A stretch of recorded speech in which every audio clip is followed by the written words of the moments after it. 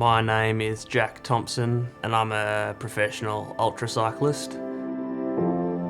My goal within the cycling world is to be deemed the most extreme cyclist on earth.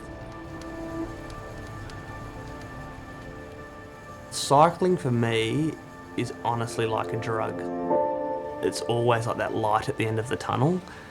Like when things are bad at home or when things aren't going to plan, I always think about cycling, and it's almost like it's that magic pill. Like if I can just have a little bit of time on the bike, then I'll feel good again. I've not really met anyone that's driven to the point that he is. You know, he gets up at 2 or 3 a.m. sometimes to ride for 12 hours just because he has to, by himself, with no one else.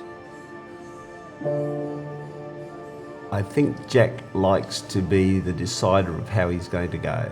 He doesn't like having to rely on other people. He will go and he will ride 1,000 kilometres in 2 and a bit days and then go and do something else after that. And most people just can't believe what he's capable of doing.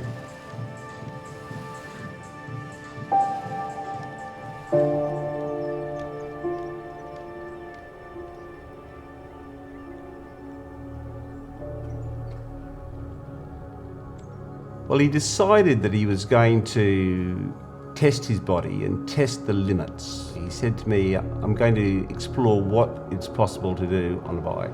The thinking behind exploring the limit first came about earlier this year, 2018. So within the ultra cycling world, there's a handful of events, but not a lot of them gain the type of traction that races like the Tour de France gain from an audience around the world. Because we sort of wanted to piggyback off a big event like that so we could get exposure and have something that we could centre our challenge around. And it was a matter of, I wanted to do something this year. What could we choose? The Taiwan KOM was the first event we chose to focus on. I'd climbed the mountain in Taiwan once before, last year, and so I knew, what it was all about. It's arguably the hardest climb in the world. It goes from sea level to 3,400 metres over about 85, 90 k's. We were literally just at a coffee shop one day brainstorming ideas. I said, oh yeah, it's 3,000 metres higher than any climb in Perth. And he was like, oh yeah, I could do that 4 times. And I was like, oh okay. Like they only do it once in the race. But it gives people more of a comparison. Like, if these guys consider this the hardest climb in the world and they're doing it once, this guy's doing it 4 times non-stop. There is that mental aspect of, where do you start feeling shitty? It plays games with you, so it had all the right ingredients for an epic challenge.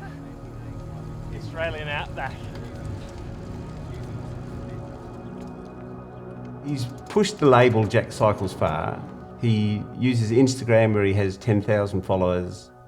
That's one of the things that worried me, is that once you announce on Instagram that you're going to do something, you actually need to do it. I thought, Jack, you're setting yourself up for a fall here, mate. Honestly, I just don't think it's possible. I said, and if you fail, everything that you've been setting yourself up to do is going to look really bad. And he said, well, I'm just not going to fail. So, mate, last big training run. Yeah, I know. It was interesting working with the nutritionist, trying to work out how much carbohydrate I actually need per hour. So we've worked out, absolute top end, it's going to be 90 grams per hour. Right. Which equates to almost like a Turkish delight every half an hour. Which to begin with sounds like fun. Yeah, but after 20 hours... Yeah, after 20 hours, that's not a fucking Turkish delight. Then it's the second and the third is where the mental sort of games come into it. You're thinking, you've done one, you know what it's all about. You've got 3 more to come. Coming? Yeah, mate. I'll see you in a few hours.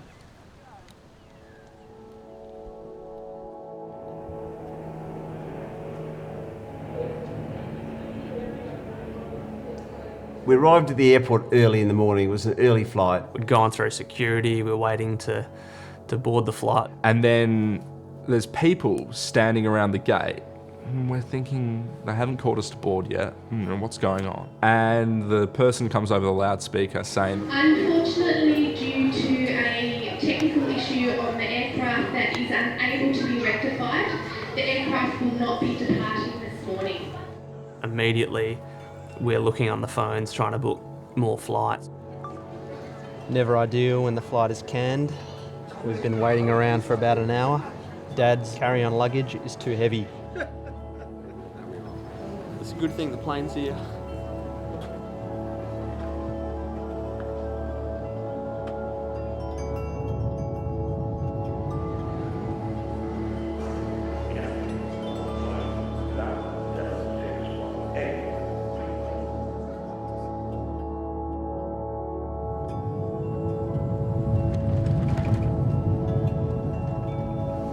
Just touched down in Taipei.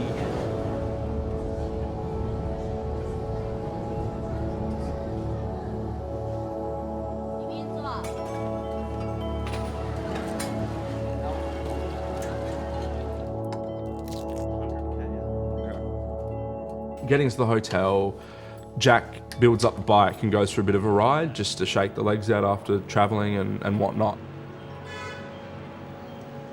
And then that evening, we went out for dinner, had a big feed, and just sort of it didn't really feel like we were there for work as such yet. It felt like a bit of a holiday.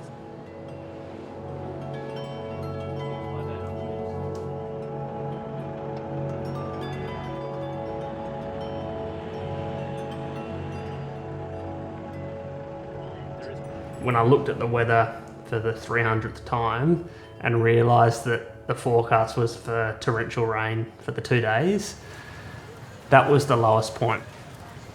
It's forecast to be wet, but it's hard to tell here because it's so tropical. The day after it's sun, for like a week.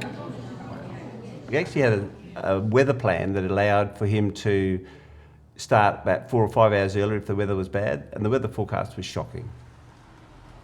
The whole obsession thing really pushed people away from me. I think people thought I was weird. I noticed that I had these, it was almost like I had two people inside my head, and for example, if I was hopping on a plane, one voice would say, all right, if you don't do this particular ritual, whether it's clap your hands 3 times and jump up and down and touch your nose once, if you didn't do that ritual, the plane was going to crash. And so I almost had these conflicting voices in my head. When I left the house, I had this ritual where I had to say to my folks, and I was 13, 14, I wasn't young, I'd say, all right, love you. And I had to say love you, I love you 4 times before I left the house. And I remember having mates over, and it was the most embarrassing thing because I couldn't not do it. This feeds my obsessive personality, whereas before I wasn't feeding it in terms of going to work every day. So now I'm cycling and I'm doing long hours on the bike. That's almost feeding my obsession. So it's, in other ways, the obsessive personality is far calmer. I can't thank cycling enough for enabling me to do that. Otherwise, I'd probably still be at home telling my folks I love them 4 times. Here's the jelly beans. Again, I've split them into little packets. Vegemite.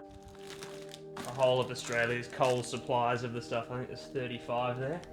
Hey Mum, it's Jack here. Thought I'd just give you a quick buzz. I know you're in Bali. Just wanted to say good day before I start tomorrow. Yeah, I know you like to have a bit of a chat before I go on these trips in case anything happens. So yeah, just letting you know I love you, and I'll chat to you when I finish. Alright, see ya. Jack will admit that he suffers from depression, and he was really down, and he was sort of just couldn't get himself up, couldn't get himself going. He wasn't enjoying work. Something that he never discussed with me. It's one of those things that you could see it going on, but he just never discussed it. Well, out of 10, where if 10 was the absolute pits, if you go to 10, you're sort of never coming back, I'd say I got to about 8 or 9. I was pretty sick. He just looked to me like he needed a change. After about 2 years of this, I said to him, mate, I think you need to get back into cycling.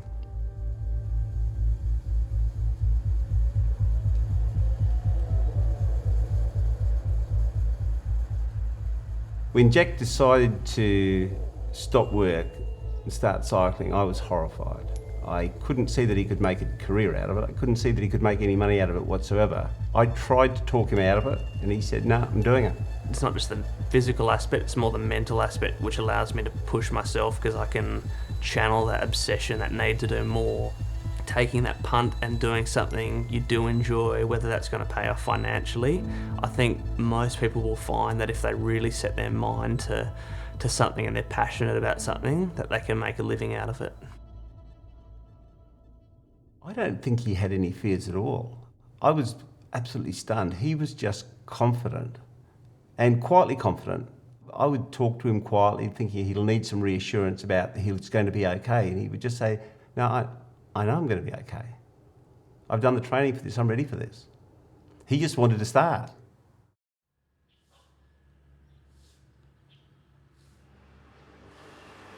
Total number of hours on the bike will be in the order of 36 to 48. It's a long time sitting on a 15 centimetre saddle. Yeah, I'm obviously a little bit nervous. I've never sort of set out just to climb for 2 days straight, so it's new for me as well. First time I've actually worn this jersey. I think as soon as I start, the mind will get even better. It's sort of, I'll be comfortable again. When I'm on the bike, I feel really comfortable. When I'm sort of hanging around waiting to ride is when I get a little bit anxious about what's going to happen. I'm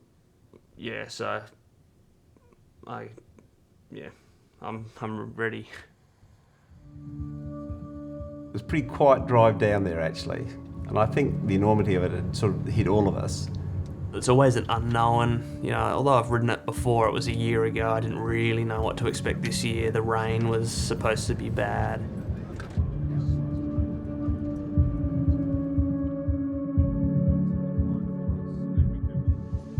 Ready to rumble! Last night I didn't hate it. And we sort of stopped on the side of the road. There wasn't much said. Then he just got on his bike. He said, "See ya." See ya. And off he went.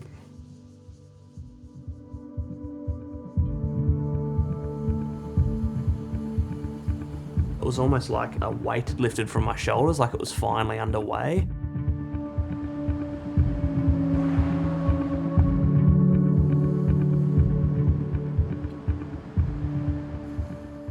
And we came around a corner and the road was closed. They're drilling the side of the mountain, the rock face, so that there's no rock falls during the race on Friday. We had to stop for 40 minutes and wait on the first climb, an hour and a half in. And then they do go 130 to 140. They're opening it every hour for 10 minutes to let people through, so if we get caught on the descent and then the ascent, then there's potentially 2 hours every up and down, so adds up. Well, I can tell you, we looked at each other and started to panic because this could be the end of the challenge, quite frankly. And I turned to Jack and I said, "Mate, what are we going to do?" And he just climbed in the back of the van and he said, "Well, we just have to live with it." See Jack? Yeah, boy!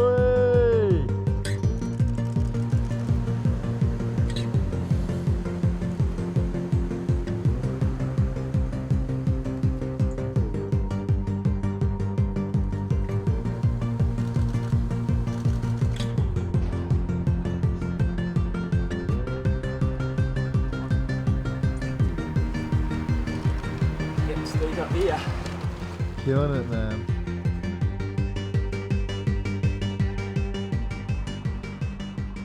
Jack did the first climb in 4 hours and 45 minutes, which is nuts, 85 Ks uphill and still 3 to go. How are you feeling? Yeah, good. Good? That last bit's quite steep. Yeah, you're telling me.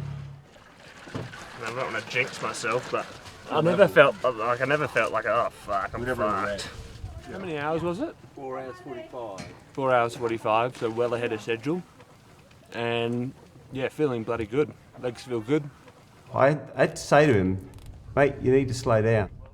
You could easily go off the side of the road on the way down and we'd never know where you were." He didn't slow down at all, he just took off.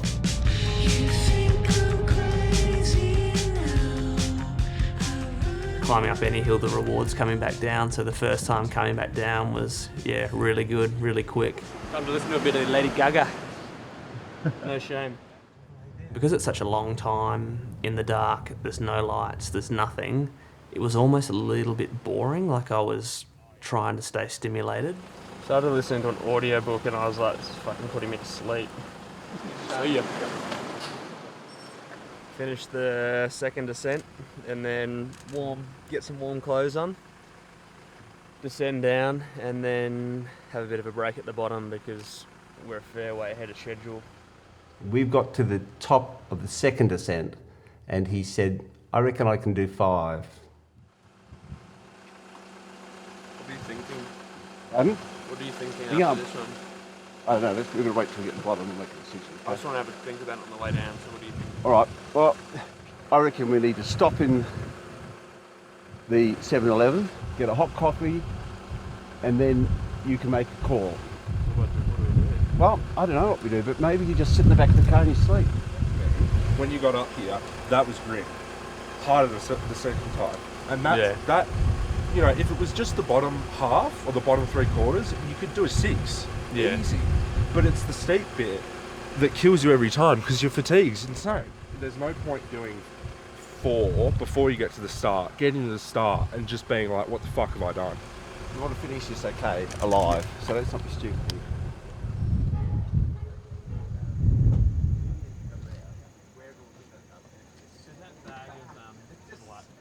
Real food in there as well as that? Third ascent coming up. So we had a 10-hour window, so it would have been really tight. Cramming a climb and a descent in darkness into that amount of time is really dangerous because, you know, what if you get a mechanical? What if you crash? Yeah, Jack. Keep smashing it, man. Love you. See ya.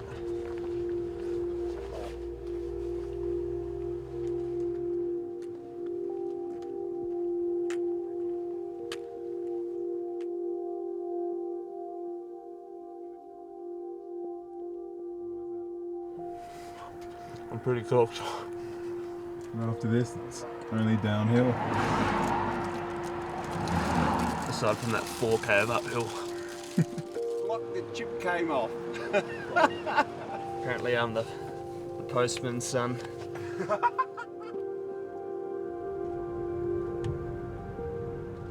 The realisation that, you know, we were at the peak for the 3rd time, that I only had 1 more ascent to go. Essentially the ride in my own mind was finished then. I knew that I could do 1 more, no problem. Have you just lost all the feel? Oh, there's none. One of the pads is just gone. All the braking. Bring it in the bag. So the firm decision plan when we get to the bottom of the 3rd one is that we're going to ride back to the hotel, he's going to jump into bed, have a very short sleep, and then head out to the start. He didn't really want to do that.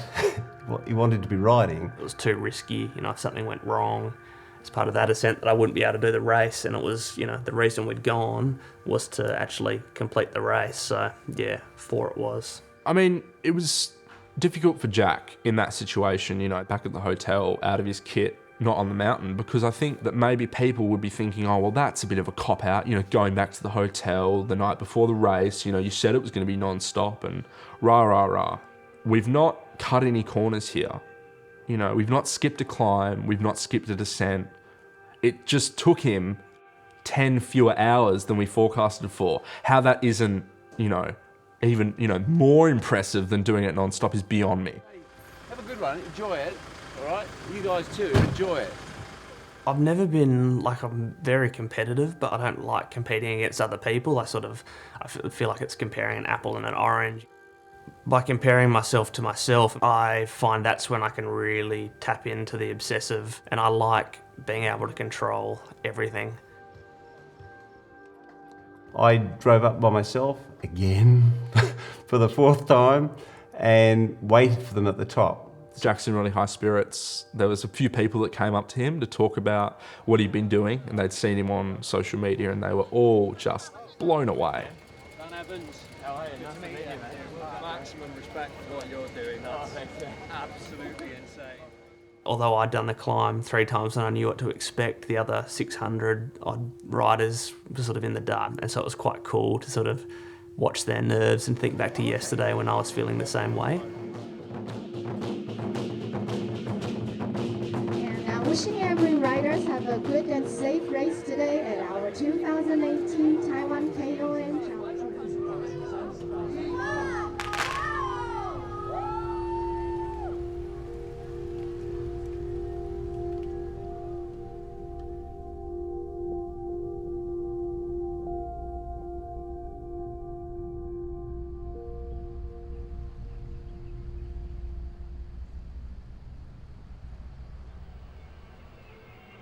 So the start was crazy.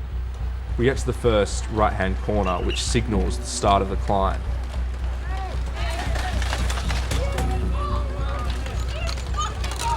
Bikes everywhere, people have crashed, there's people screaming at each other for knocking them off the bike. It's nuts. All I had to do was get to the top to achieve my goal. And so I was, I didn't want to get caught up in crashes, and so I sat back a little bit.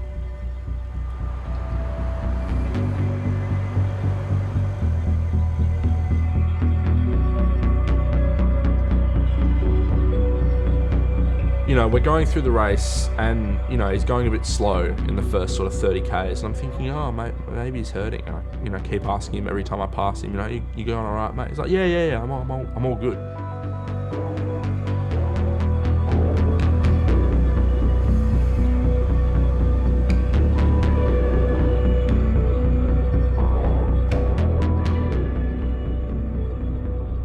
Funny, I feel like I could literally ride at this pace all day. It's just as soon as the intensity goes up, that's when I notice it's right at my own rhythm. And we'll see how we go. I'll get no doubt get to the top. That's good.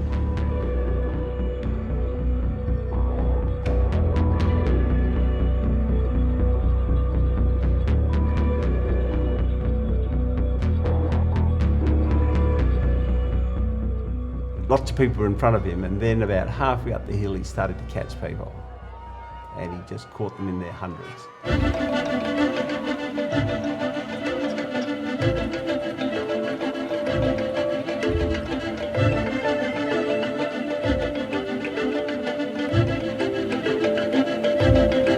think mentally most people don't know what's coming up.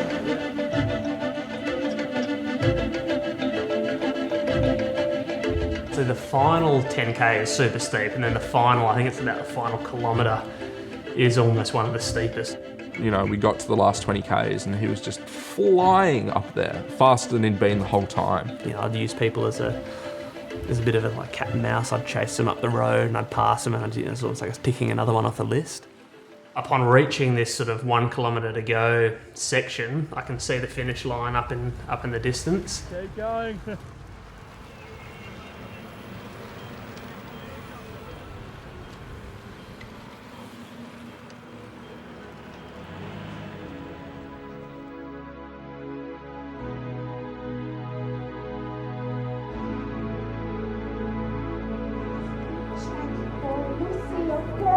This is the winning check. I had tears in my eyes. It was fantastic. We're done, we're finished. Feels bloody good.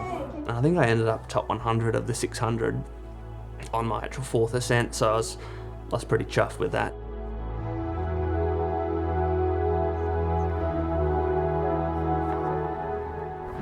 $14,440, but I wasn't counting. It's a big 2.5 days, isn't it?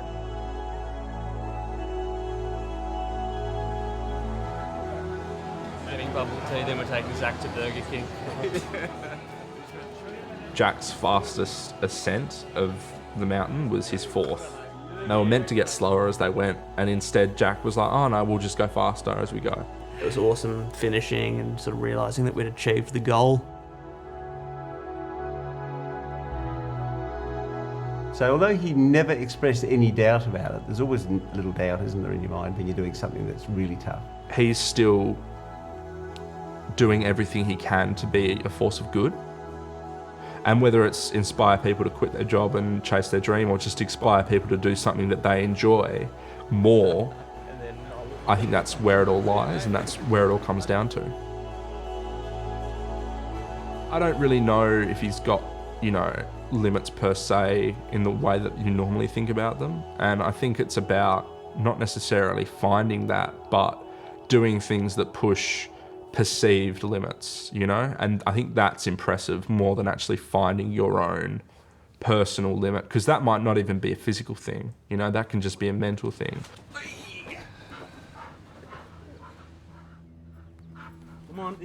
To this day, I still take antidepressant medication. I'm not ashamed to take it. I have no desire to get off. If I feel good, I feel good. I began to overcome my depression when I spoke to someone about it. It was almost, once you'd spoken about it, it was a bit of a weight off your shoulders. No matter how difficult a challenge you set out to complete is, the time it's going to take you to complete that challenge is a minuscule slice of your life. And so even when it feels tough, 36, 48 hours in, 48 hours as a percentage of your entire life is nothing. As cliche as it sounds, the feeling you get afterwards, the feeling I have now, having completed it, will last forever.